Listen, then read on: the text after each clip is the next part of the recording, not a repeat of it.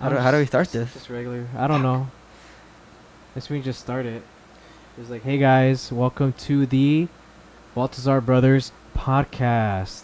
Woo! Yay! It's honestly pretty exciting. I mean, like especially during this like pandemic quarantine time, it's just fun just to kind of do something productive, you know? Fun, productive, educational. Yeah.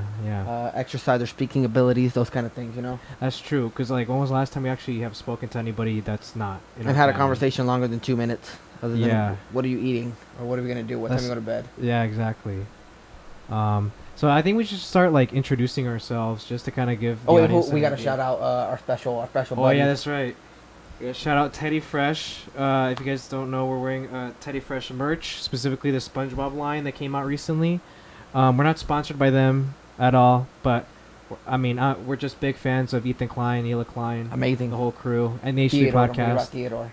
and little Teddy Klein. But I mean, they're the ones that pretty much inspired us to kind of take on this podcast. That's It when just I got seemed like fired fun. up when I saw their stuff. Yeah, That's when I yeah. got inspired to start Yeah. doing their podcast. So shout out to them.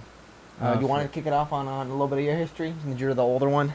Okay, yeah, sure. Yeah, so my name's Miguel Baltazar. I am currently working in the animation industry as an artist, specifically as a storyboard revisionist.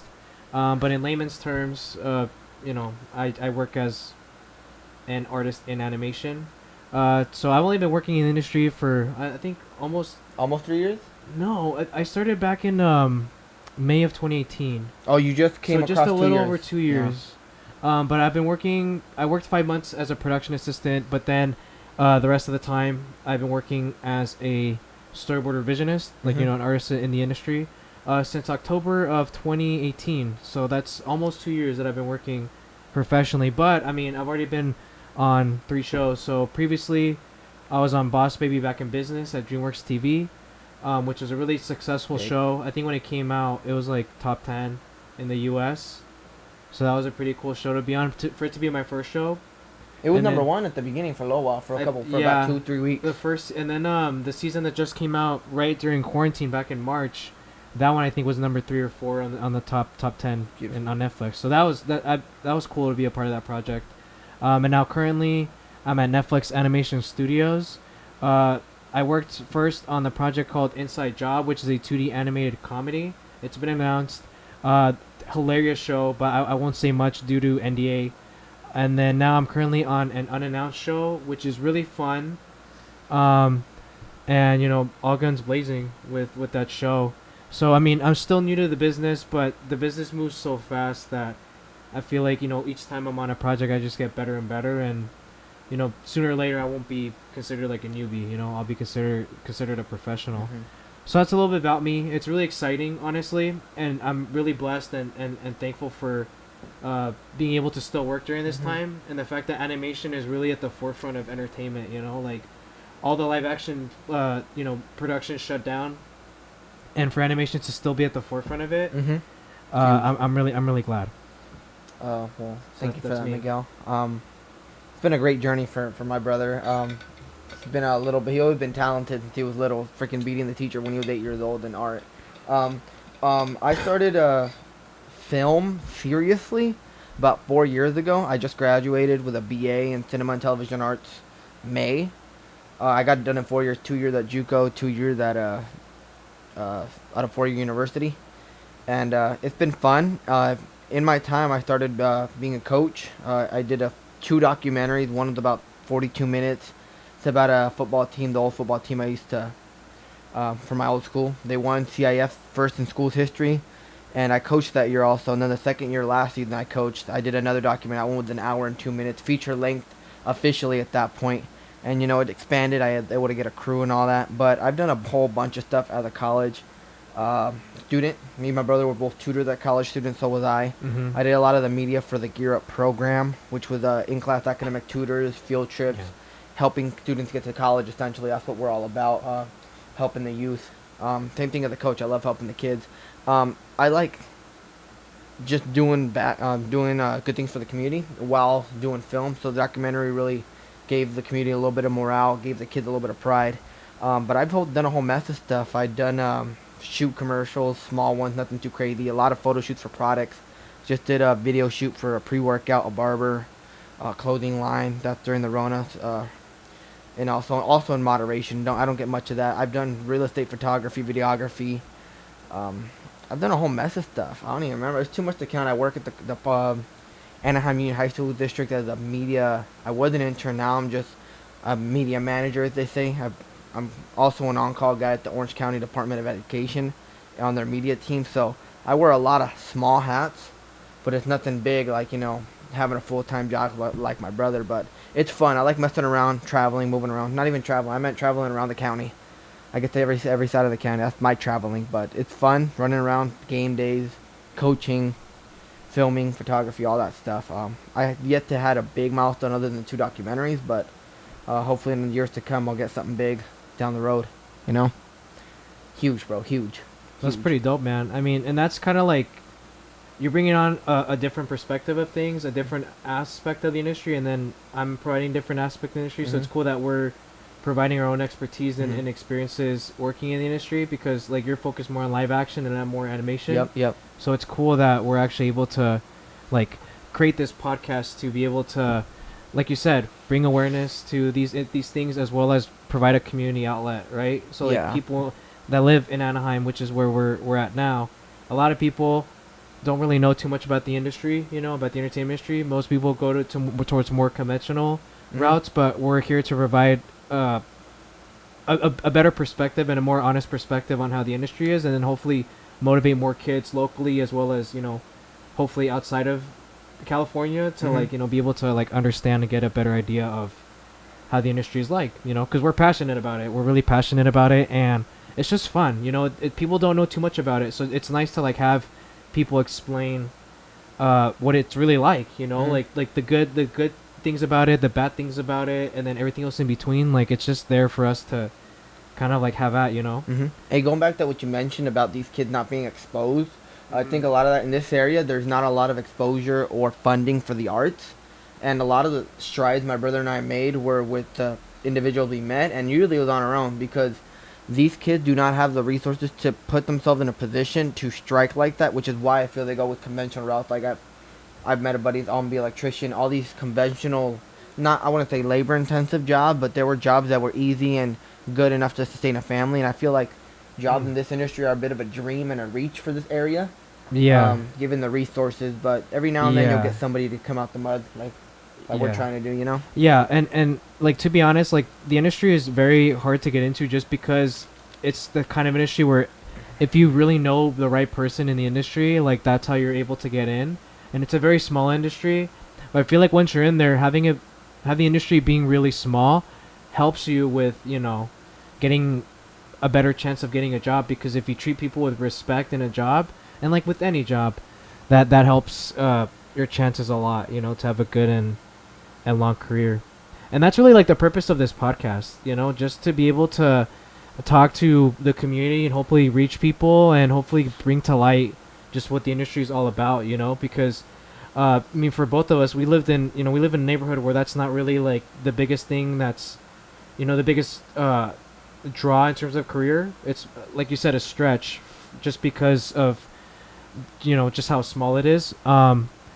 But the fact that you're able to have your success with making film, for the district and beyond, and then for me to be able to reach that goal of mine, working for a big company, I feel like for us, we want to give back and provide information to you guys to hopefully be inspired, and especially now during this time to like find the energy and passion to hopefully fulfill your dreams and create projects that will hopefully get you your job, and it's tough. I think that's the whole thing, is that we want to have like really honest conversations with ourselves and with other people who are in the industry or who want to get into the industry, and just have an honest talk, like no filter, basically, like just really like saying it as it is, and really just giving, not holding anything back regarding information and feelings regarding the industry. And given that there's always a way to get in one way or another, and I think probably like what's in this area, they don't give the kid the chance to do that. Luckily our parents always pushed us, and they didn't see the art as a thing at first, but my brother had a passion. I just tend to copy what he did, and I think what we're gonna tell in our stories It's what we did and how we did it that nobody really tells. Because everyone says you gotta like everyone says network, Yeah. everyone says work hard, but when you get down to the nitty gritty, in theory, if you are the best at your skill, you're gonna get picked up. It doesn't matter because I'm pretty sure you had someone that better connects at DreamWorks than you, but your work, given the one opportunity, you struck better than anybody else. Yeah. I think you're in a good position to strike Yeah. when you put in the work, and we'll talk more about the kind of work we put in and Yeah. what we did, how we promoted, what we do to reach, things like that. Just getting better at our craft, and then we'll expand from there. Yeah.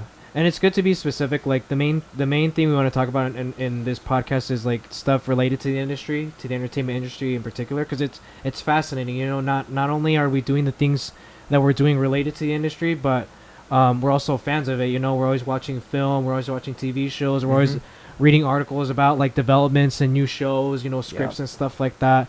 And you know, that stuff's really cool because again, it seems difficult just because there isn't that much information on it. Like a lot of times that's just the kind of thing that really isn't like, you know, driven upon, you know, like we can talk a lot about like, you know, being a mathematician or a teacher or stuff like that. There's more information on that because there's more people within those communities who have that kind of experience to talk about. But when it comes to finding someone who is a producer or a director or a production assistant, that's really hard to find. And so when you see that, you think to yourself like, not that many people can get in, you know. But the fact that we're here, we're in a really unique and exciting position to just speak in terms of local, you know, like being local, but also at the same time like having that connection, because that's really what it is, you know. Like we're here to like give back to the community and to, you know, bring to light an aspect of the industry that's, you know, not there, and then hopefully gain a following, and then from there have more people, you know, share their stories and their experiences. And then one of the things is I think we're probably gonna touch on a little bit of people outside the industry, just because we're centered around our industry and what we're doing and our craft, but we still want to talk and how do you say broaden the horizons, if that makes sense, talking to people in other That's true. industries. Like we can be specific, but we can also like take a chance to, you know, step outside our professions and our, you know, specific jobs and talk to other people who inspire us, who are working in different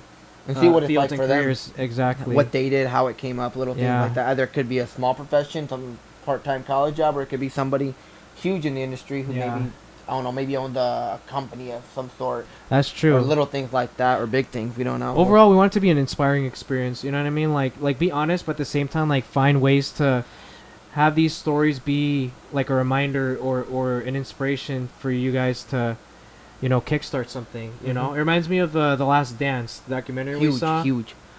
Like even though Michael Jordan had that psychotic nature of like winning, his work ethic really was the thing that like really resonates volumes to a lot of us, especially us, because especially now during this time, it's really hard to stay motivated. And you know, for us to like even be here to record this first episode, like that's a huge step in like not letting the situation bring us down, but like finding a way to assess it and then from there create something positive out of that. Yep. That's really what it is, you know. Like we're just starting up, you know, and for us to just do it just because we want to do it, because it's fun, and because you never know who's gonna see this video and be like, oh wow, like I never saw it that way. I feel like that's really the big draw, and then everything else is just gravy, basically. It'll be fun. It'll be exciting. It'll be great. We enjoy it. Other than that, right now during this time, it's been well, my brother, you've had a pretty good time because you're working from home. You're still working. I've had a little bit of standstill with the district, filming, and just anything that was going on pretty much went to a standstill. So I've been trying to find other ways to work. Got into stocks a little bit, messed around, started little things like that with my mentor Adrian. But shout out to Adrian Pablo Olmedo. One of the impersonators of Hoobastank from back in the day. Impersonator though, never on the band. Impersonator. And he went. And it's funny. He told me he went to a stylist today. His name is Miguel. Just like me. You. And hey, you went around. You thought it was you, but anyway. I got excited. Miguel. He wasn't calling you though. He was talking about his stylist. And then I just left. The only man he trusts. Anyway. Yeah. That sounded kind of bad. What do you mean? I said that's the only man he trusts. Nah. No. I mean, like a stylist is like very. That's his bad. The bond between you and your stylist is very important. Like me and my barber. had a haircut. I go to one guy. It's sacred. You Go to can't. one guy. Exactly. But right now, I'm not bugging too much about the situation. Just trying to Yeah. make the most of it. We're in a good position and not Yeah. need. We're okay financially. Yeah. We don't gotta worry about work. That's true. Like we're in a better position than most people. Blessed. Like that's the thing. Like we know that we're in a better position and we have the tools and resources necessary to be able to do this, you know. So that's why we're trying to do this, is to utilize those resources and goodwill, you know, and fortune to be able to do this. And yeah, like it's interesting that like you're experiencing something interesting that like relates to a lot of people right now, but yet you're still trying to make the most out of it. I've applied to and about do 50 something. jobs Yeah. in the 8 months on LinkedIn, just anywhere Mhm. jobs pop up within the industry, but it's not a lot of Yeah. videography jobs popping up. Well, yeah, of course. It's usually a bit of a niche, or someone who knows someone. Normally they pick it up Of like course. that. It's really tough to get in from the inside out, but I'm just waiting for Yeah, and one that opportunity. yeah. And that comes with like uh, timing and experience. You know what I mean? That's something you touched upon earlier. Mm-hmm. Where it's like you can be the best of the best, but a lot of times though it comes down to luck, or not even luck, but like timing You gotta be in a and good position. experience. Like Gotta if be you're rich. prepared and your timing is perfect, where someone's like, "Hey, here's this job for you," you're experienced enough. Like I'm considering you for it. Like that's how it happens, you know. But I'm glad that you're just sharing that, because I feel like a lot of people have that frustration and worry, right, Mhm. of like the situation, and also just like trying to find a job, you know. But the fact that you're doing this is already like a testament to you still wanting to be productive and finding ways to get better and to share, you know.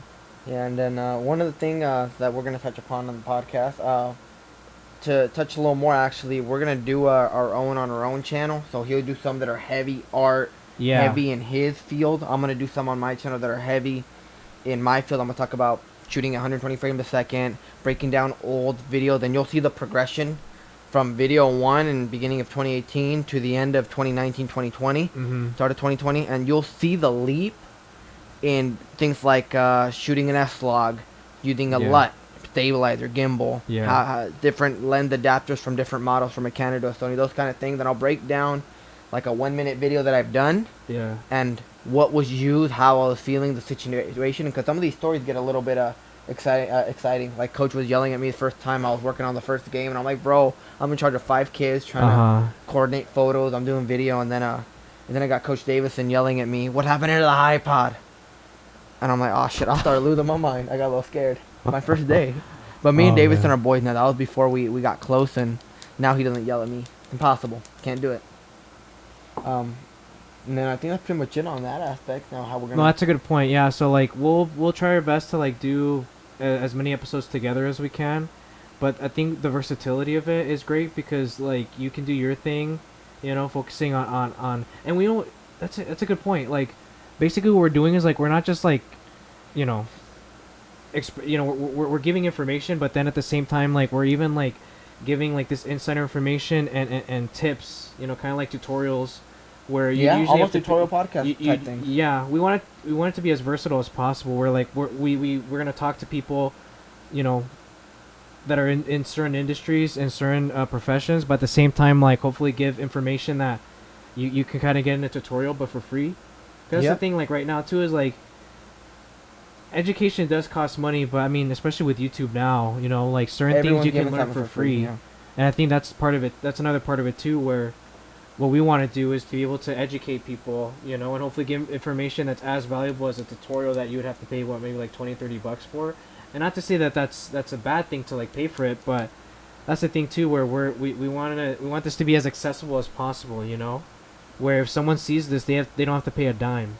Yeah, one of the things every time you look at something in a YouTube video, the people that are explaining, they're very vague, and they're like, and they give you little drips of knowledge. Yeah. Like I just want to I'll just tell you everything of how I did, because I've never seen a guy or a cinematographer or a young lady that had a clip, like a 20-second clip of what they done, and broke down every single thing, how to get this look, how they did it, what they did, Yeah. how they edited it, what kind of LUTs they use. Like they'll just break down the bare minimum, shooting at 120 frames a second. They play the clip and expect you to know it. Like I didn't know about an ND filter. I couldn't find much on on a video, but I had to learn from Adrian Almeida, one of my mentors. So Yeah. a lot of this knowledge to get people to the next level, I'm just gonna Mhm. try to spoon feed on my end, do my best for it. You know. That's a good point too, because a lot of times these professionals that we want to get this information from, kind of treat what they're doing as like they're magicians, not trying to reveal their secrets. Mhm. And I don't know. I just feel I don't agree with that. I just feel like if someone's asking you for information, like why keep that a secret from them, when you were at one point in the same Yep, trying to position as find it. they were. That's really it. We're like understanding where you're coming from. Like you're trying to, work your way up, and if you end up, making it and being successful, like why not like be able to share that information with someone else who, was just like you when And you I were think young. I think part of us, you and me, I don't want to say we were disadvantaged, but I think we were compared to other people who had parents, had resources to Exactly. put them in right areas. We did it all on our Yeah. own, truthfully, Exactly. with Yeah. help from mentors that we were lucky enough to have. But I believe if you can give someone all the information, not all, probably most of it, all the big things, key Yeah. tips that you know, and if someone else has the same info as me, I Mhm. know in my abilities and just the competitiveness you and me have, we're gonna be better than them given the exact same tools because Yeah. we've been disadvantaged from day one and we've had to travel a little further than most Yeah. in terms That's of true. yep. And so That's when we get to true. that level, I Yeah. think that we're just gonna give people all the info that they Yeah. really need to. We can't just like hide that information just because we made it and be like, Mhm. oh no, you're on your own. Like that's pretty dumb, honestly. Yeah. And that's the philosophy that like I go by, was just like if someone's asking me for help, if they're nice about it and they're really interested in knowing information about whatever it is they want to learn, I'll be happy to dedicate whatever time I have to talk to them, because a lot of people that I know on Instagram, who are like up and coming artists who want to get into industry, like I try to dedicate as much time as possible to talk to them, because like in the end, like you don't want to be a jerk. That's the thing. Like the goal is to like not be a jerk and just be as understanding and empathetic as possible, because even if the industry that we're trying to, or the industry that I'm in and the one you're trying to get into, it can be cutthroat. For the most part, people want to be nice to each other and Mhm. respectful. You know, there's drama happening, regarding actors and stuff like that. But like honestly, like most people try to be nice and respectful, because that speaks more volumes than being mean and demanding respect. You know. And actually, now that you mentioned it, I reached out to get maybe 15 to 20 videographers in college sports because that's where I'm trying to get to, trying to go to college level next and work on that end. I hit up about 20, and I got responses from one Mhm. gentleman, and he's from North University of South Carolina, Oh snap. and he was on me and him were on the phone for about 45 minutes, and he was like, he said the same thing. It's like, yeah, when I was young, I was just trying to hit up people, trying to get info. But Mhm. out of all the people I hit, the one response I got was from a gentleman in University of South Carolina, which I think is cute. Hey, we lost picture. We lost picture. It's okay. We'll figure that out. Technical difficulties, episode 1. But we just want to provide value, give someone else something that we never had. Trying to be very saturated in value, and not be so vague. I want to be to the point. I hate watching those videos, how to do this, and it's a 20-minute video of like a vlog, and then it's like minute 17 is when they give you all the info. It's like, that's how you do it, and it's not even a good explanation. So. Or even like the information that you want from that video, like is only there in the last like couple seconds of the video, Yeah. or even the last And there's minute, some and BS everything else is just light. stuff you're not. I guess like we want this to be high quality, basically. Even if it's, because like the problem is like with things being free, you associate that with being like low quality, but like we're doing this for fun. We want to have that energy and passion, and reciprocate that. Mhm. And so even if in a way we're not putting a dollar value on it, like that doesn't matter. I think the biggest thing is like having people respond to this and being like, Mhm, wow, like mhm. I'm feeling motivated to do something, and make light of this situation, and just work on stuff, and because like we're both artistically inclined, a lot of times there's always stigmas about that, like artists, like, or art jobs not necessarily being lucrative and stuff like that. Mhm. So we're dealing with that extra added pressure of people looking at us and being like, you could have gone a more conventional route, but you know what, who cares? Like, I And that's love what what our I parents do. were saying, or when we were little, they want you to be a doctor, lawyer, and Yeah, I just kept at it. and Chipped nothing away. wrong with that, but in the end, the biggest value and the biggest thing that attributes to success is being happy, and really loving what you do, Oh and hell yeah. not having to like retire at 65, but like still having that energy and passion to keep going. because that really speaks volumes. Even if you're making lots of money in a job that you don't like you're not going to be happy. It doesn't matter how much money you're making. You can still make a lot of money and do what you love, and that's just like extra, you know. Well, you got to work to get to that point, which is what me and That's my the brother point. are gonna Yeah. gonna chime in on down the stretch.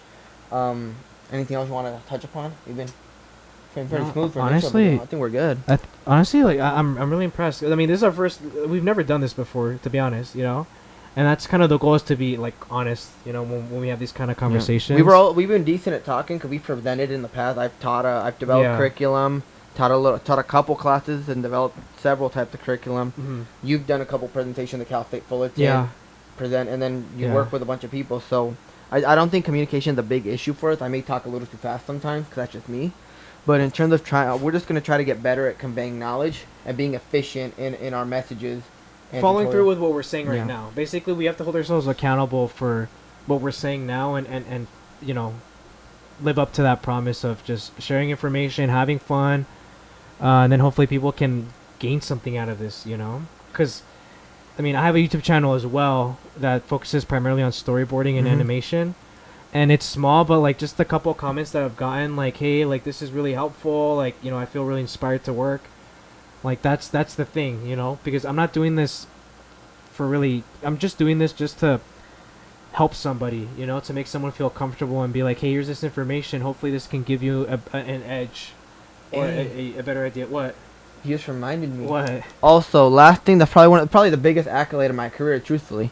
I started doing YouTube January of 2017, and I should have. It's big, it's huge. Yeah. I kid you not. I did at least a video a day, every day of the week. Some days two. They weren't great. Don't get me wrong, but I want to say I probably went a year and a half straight, a video a day, up to 1, 2 in the morning, editing. Wake up at 6:30, go tutor or go to school on my alternative schedule, and then I'd go lift with my buddies, do a little video like that, vlog something. Victor Baltazar show something, and then I don't even know how I did it, but it was the work I needed to get to the level I'm at today. But imagine that if I could, they're all in private now because since I work with the school, there's a lot of profanity and it's not always an appropriate vlog, but it's not bad, it's nothing horrible. But it was just a way for you to have a creative outlet. I probably got about 500 videos on that YouTube, and I probably made at least 1,500 with work, small little fiddles, big videos, small videos, in the last 3.5, 4 years. Yeah. I'm probably at least at 1,500 videos, edits, everything. That's and crazy. That's because you love it. That's really why. You know, you love it. You find value in it, and you're getting better at. I don't even know how I did it. Thinking back, how did I do that? I don't even know. Like there was no way I should have been on 4 hours of sleep grinding. A fire ignited in your belly. I didn't want to be I didn't want to be unsuccessful, man. I was sick of being average, sick of being pushed around. That's true. I'm That's just trying to get out the mud. Adrian Tomato. That's true. Yeah. But I think that about covers it, to be honest. Like, Kemley almost forgot about that. Anything big you forgot about? Well, we'll talk about how many hours you put in during college, because that was insane. It was similar to what I was doing. That's a good way to end it, honestly. Yeah, like, we'll chip it at that. We'll get deep into when we might just do another one, you and me. Another one on work ethic and energy. Well, let's do one on how we started. Yeah, well, how we started. Oh yeah, go more in depth. We've been doing videos since you've been drawing since you were little, like 4 years old. Yeah. We've been doing videos together since we were like 8. Hey, let's pull up some of the old videos. That's true. The get out of my store when I was like a 7th, 8th grade. No, that I like that. No, that'd be great. Yeah. Do we have anything that predates that, or is it lost? Cause we have some old stuff. I have to look at like the old camcorders and stuff like that. It's still there. Probably. Yeah, I know the compact But laptop. it was never edited. Probably got to dip in. It didn't get edited until it went out. We were young, bro. We had a computer that we had like the Windows Movie Maker. Vista, yeah. I mean, in terms of anything big, I feel like that'd be good for the next episode, to be honest. Like really, like trying to collect my thoughts. But like regarding the work ethic, like in Cal State Fullerton, I don't know. Like I mean, I was younger back then. I'm 25 now, but like when I was like 20, 21, that was when I really dedicated. We're hot. We're live. So this is gonna be that's why I dedicated a lot of time. But we'll touch more on that later. Yeah. Ready? Yeah. So like definitely during that time, you know, I dedicated many hours to develop my craft, but it's such a long story. I feel like that'd be better suited for another episode. Yeah. But that's just how to, you know, this is a good way to kind of cap it off. Pretty good. To wrap it off, we just gotta give a shout out to a very special young man. That's right. So yeah, he means a lot to us. We've known him for a long time. Special guy. He feels like a cousin to us, even though we're not genetically related. Even though my mom and his mom are best friends. That's true. From the Pueblo. From the yeah. Back in the, let's not say the year. Back in the village. Yeah, we don't make him and feel. it really was a village, so we're not being stupid or silly. Yeah. We've been to the village. He's like our fake cousin. Yeah. Fake as in artificial, adopted. I thought. Fiction. Not fake as in the other slang term they use. Let's just give it up, and I hope you're doing good right now. Then, our buddy. Hope you're doing great right now. It's been a while since we've seen you, but one's over, man. We're gonna go get some cane. What's his name? Let's give it up for Kevin. Kevin Guzman. Yeah. Huge, let's take a look at that face. Wow. Huge, bro. Huge. Incredible. Biggest of the big, Kevin Guzman. Anyway, other than that, it's really weird. I don't know how to wrap off a show, but I'm pretty sure Ethan and Neela have that same issue or I feel like anybody has an issue trying to close things off. I feel like anytime I try to end a conversation with somebody, it always ends kind of weirdly. Either someone just leaves or like doesn't say bye or anything, but it's a weird ending. But let's try to be wholesome, cool, yeah, clean, crispy. Yeah, cool, clean, and crispy. That's a throwback. Anyone who watched Krispy Kreme 2012. 2012. Oh, that's a whole man. I feel old. That should be a whole episode. What it was? Krispy Kreme 2012 retrospective, looking back on that. And then high school clout. High school clout. But no, we might just surpass that. It's dead to me now. That's true. Anyway. Keep it cool, clean, and crispy. We'll see you guys on our respective channels. And on this one, don't forget to like, comment, subscribe, all that regular BS. And we'll get it done.